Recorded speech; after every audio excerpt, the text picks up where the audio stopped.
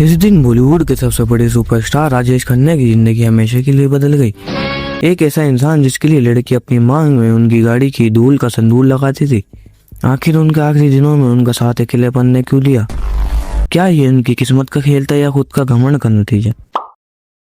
बात उस वक्त की है जब साल 1969 से लेकर साल 1971 के बीच इस बंदे ने लगातार 15-16 ब्लॉकबस्टर फिल्म देकर एक ऐसा रिकॉर्ड बनाया था जिसे आज तक कोई तोड़ नहीं पाया।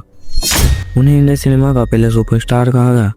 राजेश खन्ना जब सफेद गाड़ी में निकलते थे तो लड़कियां उनकी गाड़ी को चूम चूम कर इतना गुलाबी कर देती थी। लेकिन क्या आपको पता है, जिस शोहरत के आसमान पर काका बैठे थे वहाँ उनकी आखिरी जिंदगी का अंधेरा पहले से उनका इंतजार कर रहा था। लेकिन ट्विस्ट तब आया जब 1970 के आखिर में इंडस्ट्री में एक नया दौर शुरू हुआ। एंग्री यंग मैन यानी अमिताभ बच्चन का चलिए जाइए, निकलिए यहाँ से, चलिए जाइए।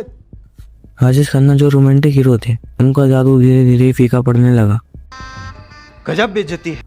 पर सबसे बड़ा सच पता है क्या है? काका इस बदलाव को हजम नहीं कर पाए। उनका घमंड उन पर इस कदर हावी हो गया था कि वो सेट पर 4-4 घंटे लेट आने लगे, डायरेक्टर की बेइज्जती करने लगे। लेकिन क्या उनका यही घमंड उनकी मौत की वजह बना? सुनिए आगे। शोहरत छूट गई, पत्नी डिम्पल का बढ़िया घर छोड़कर चली गई और दोस्त भी पीछे हट गए। सबूत ये इशारा करते हैं कि काका अपने आखिरी दिनों में अपने सबसे बड़े बंगलों आशीर्वाद में बिल्कुल अकेले रह गए थे।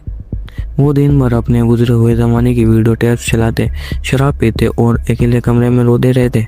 एक इंटरव्यू में उनके नौकर ने बताया था कि जो इंसान कभी लाखों की भीड़ में रहता था वो आखिरी वक्त में सिर्फ एक दीवार को घूरते हुए अपना वक्त काटता था। किस्मत का ऐसा पलटा शायद ही किसी ने देखा हो। इस कहानी से हमें सीखने को मिलता है कि शोहरत और फेम चाहे जितना भी बड़ा हो, घमंड सब कुछ मिट्टी में मिला देता है। वक्त हमेशा बदलता है, इसलिए जमीन पर रहना सबसे जरूरी है। अब आप मुझे पुराने जमाने के सच्चाइयों के दीवाने बनकर कमेंट में बताओ, क्या राजेश खन्ना का डाउनफॉल के पीछे घमंड था या अमिताभ बच्चन का बुरा दौर?